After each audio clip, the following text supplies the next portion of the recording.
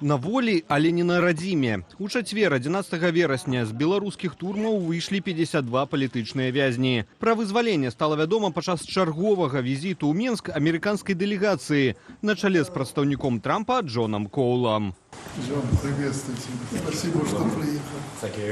Спасибо, ты молодец. Да Лукашэнкі той прыбыў не з пустымі рукамі, а прыемную навіною для рэжыму. Дональд Трамп пастанавіў зняць санкцыі з Белавіі. Дыктатар, у сваю чаргу, гатовы абмеркаваць пытанне. Как он сказал, заложников или как там, политзаключенных и еще чего-то. Заложников, да? Заложников. Я не против. Давайте обсудим эту тему так глобально. Пакрысе стала з'яўляцца інфармацыя пра тое, што на волю выйшлі палітычныя вязні. Сярод іх палітык Мікалай Статкевіч, актывісты Мікалай Дзядок, Яўген Афнагель і Зміцер Дашкевіч, метадолог і філосаф Владзімір Мацкевіч, журналісты Ігар Лосік, Ірына Слаўнікава, Павел Вінаградаў, Яўген Меркіс, Ларыса Шыракова ды іншыя. Іх тут жа вывезлі з Беларусі ў Літву.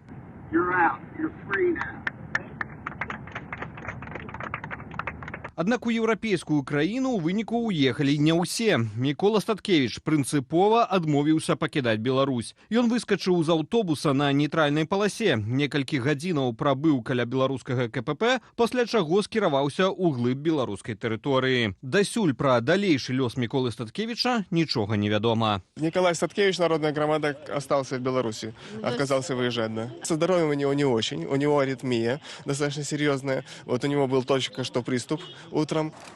Іншых вязняў у суправаджэнні амерыканскіх дыпламатаў прывезлі ў амбасаду ЗША ў Вільні.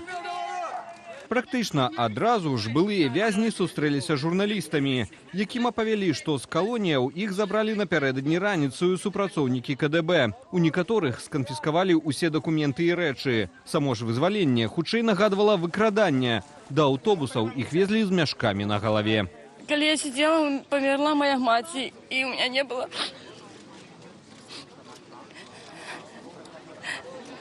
Мало того, что у меня не было возможности побыть...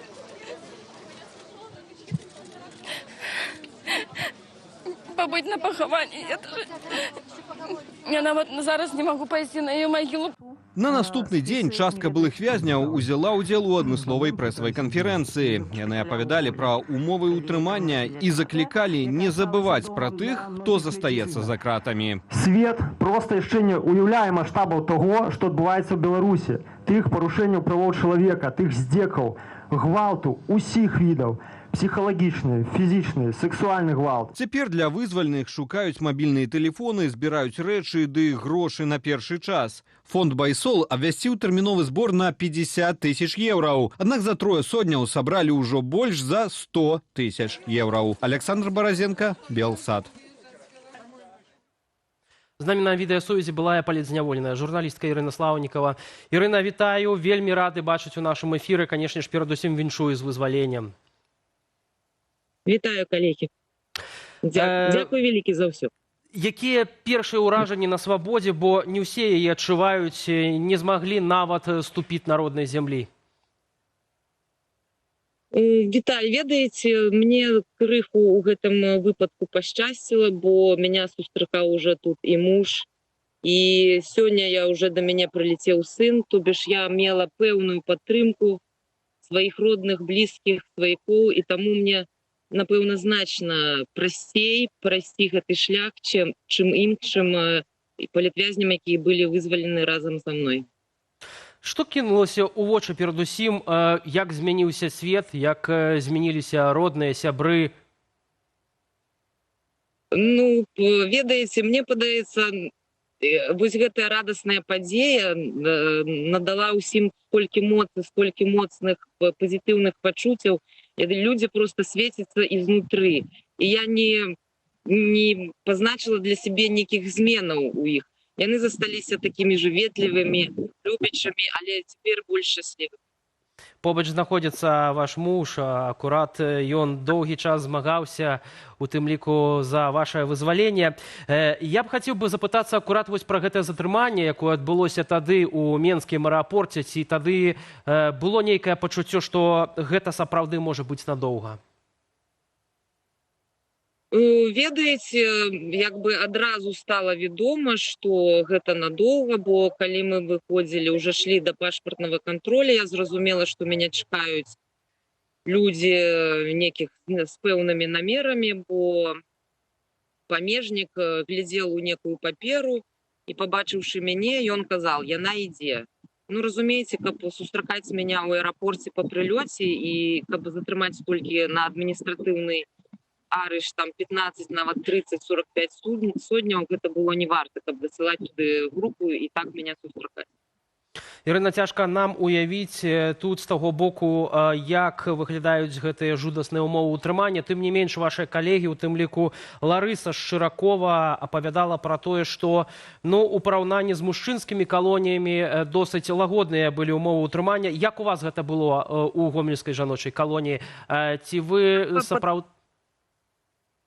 Я падтрымаю Ларысу, бо калі я пачула расповеды нашых мужчынаў пра іхныя ўмовы, гэта было проста жудасна. Мы, напрыклад, мы не мелі сувязі, каб даведацца, якія ўмовы ў мужчынаў, але нам сапраўды казалось, што нам вельмі цяжка, і ў нас моцны рэжым, усё па правілах, усё там як мусіць быць. Але пасля мы зразумелі, што гэта быў, канешне, не санатор, але нам было значна прасцей, чым нашым мужчынам, і ў фінансавым плане, і ў фізічным плане, і ў псіхалагічным плане. Камунікацыя, наяўнасць перадачаў, кантакты са знешнім светам, сустрэчы з роднымі, блізкімі, як гэта выглядала, ці гэта было сапраўды дастаткова ў вашым выпадку?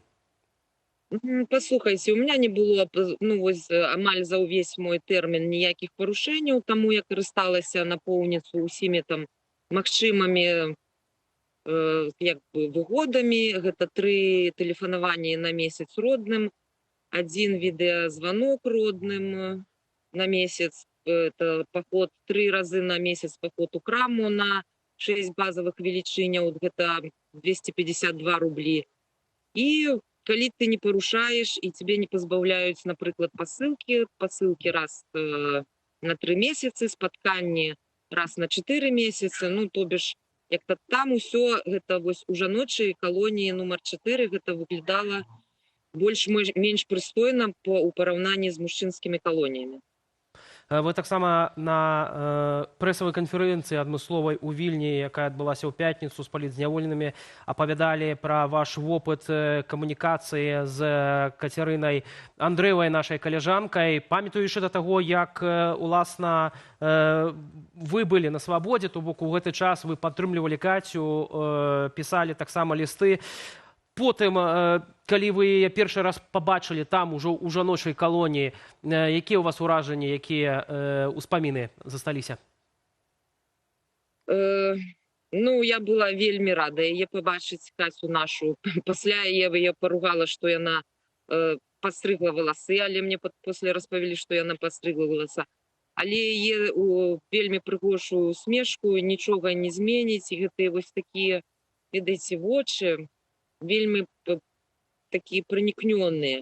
Але Кацюша вельмі схуднела, але трымаецца, яна такі баец. Яна кажа, і нам пашчасціла, бо весь гэты час мы былі ў розных атрадах, і нават на фабрыку мы хадзілі ў розныя змены. І толькі вось недзе за месяц, можа, за 3 тыдні Кацю перавялі амаль у мой атрад, у суседні атрад. Мы былі ў адным так званым лакальным участку. І амаль штодня мы маглі бачыцца і перакінуцца там па магчымасці пару словаў. І яна кажа ўвесь час, она говорит: Ірэн, будзем трымацца. Я кажу: Кацюша, нічога не застаецца, трымаемся надалей. Ці у вас ёсць нейкая інфармацыя, як она ўспрыняла, уласна, вось арышт свайго мужа Ігора Ілліша, журналіста? Па расповедах, я ж кажу, яна такая вельмі эмацыйная, такая вось руклівая. І, канешне, яна вельмі перажывала, бо, ведаеце, калі Ігор доўгі час, его не чаплялі, і, падаецца, не было падставы его ўжо зачапіць. Каця сядзіць, ўжо задавольцеся тым, што Кацю высадзілі спачатку на 2 гады, пасля ёй далі 8 гадоў па гэтай справе. І тут яна пазнае, што затрыманы яшчэ Ігор. Калі для мяне гэта было вельмі цяжка, то можна ўявіць, наколькі цяжка гэта было для нашай Кацярыны. Сама яна не распавядала пра абставіны вось гэтай крымінальнай справы здрада дзяржавы, таму што ну, працэс быў досыць закрытым, Не, мала мы- што вядома. Так, мы пра гэта не размаўлялі і навогул ніколі гэтае пытанне нават не ўздымалася паміж намі і нават паміж іншымі асуджанымі. Я Яшчэ проста адна- ведала артыкул, тэрмін і ўсё. Яшчэ адна знакавая фігура Марыя Калеснікава. Ведаем, што ў іншых турмах вось камунікацыя з такімі знакавымі палітвязнямі, як Віктор Бабарыка, можа сур'ёзна карацца адміністрацыяй калоніі. Ці ў жаночай гомельскай калоніі былі ж такія правілы? Мне падаецца, што Марыя ведала пра гэта і каб не ставіць пад пагрозу іншых асуджаных, яна сама проста віталася ну, літаральна вачыма сваёй усмешкай і проста адыходзіла, каб не ставіць пад пагрозу іншых асуджаных. Мы ўсе гэта выдатна разумелі і таму не рабілі нават спробаў падысці да яе, ці каб яна да нас падышла, бо гэта можа быць ну, мела б нейкія наступствы.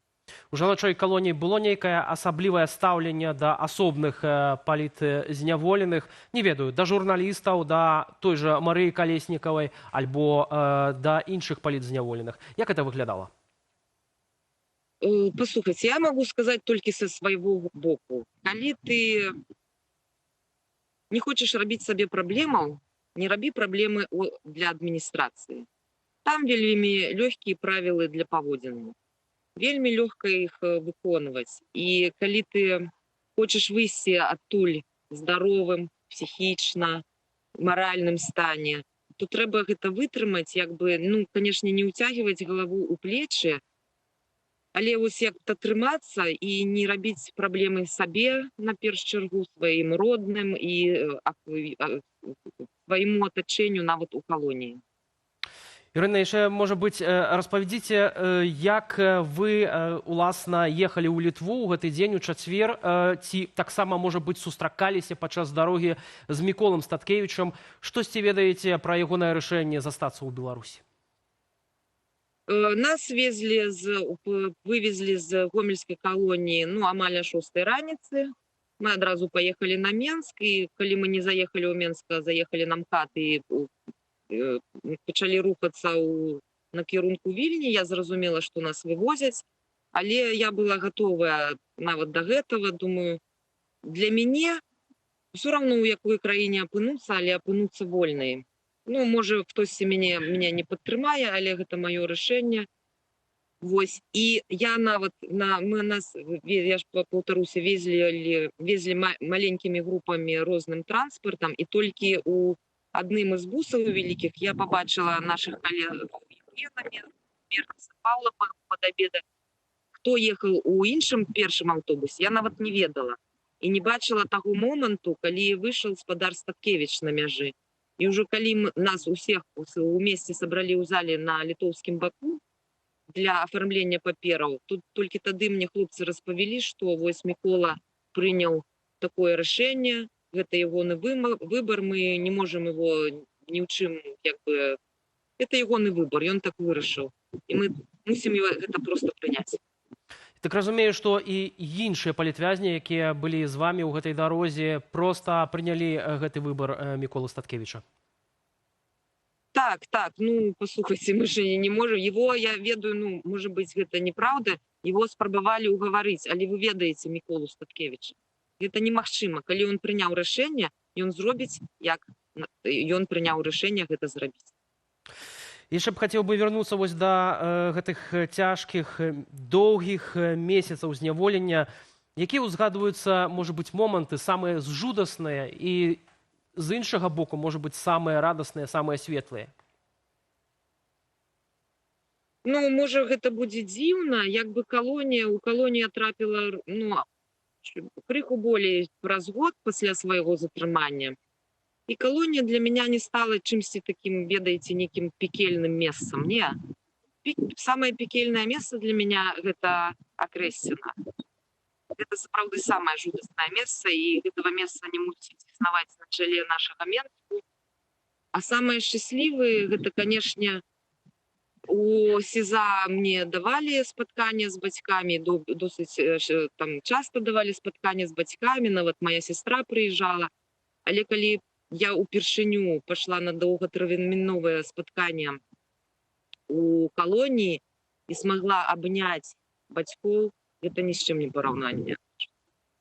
Вельмі спадзяемся, што у гэтых сённяшніх умовах можна будзе абдымацца з самымі блізкімі і роднымі хоць кожны дзень. Дзякуй вялікі, яшчэ раз віншую Ірына Слаўнікова і віншую таксама спадара Александра, які змагаўся за ваше вызваленне ўвесь гэты час. Дзякуй вялікі, спадарства. Трымайцеся, поспехаў, дзякуй вялікі.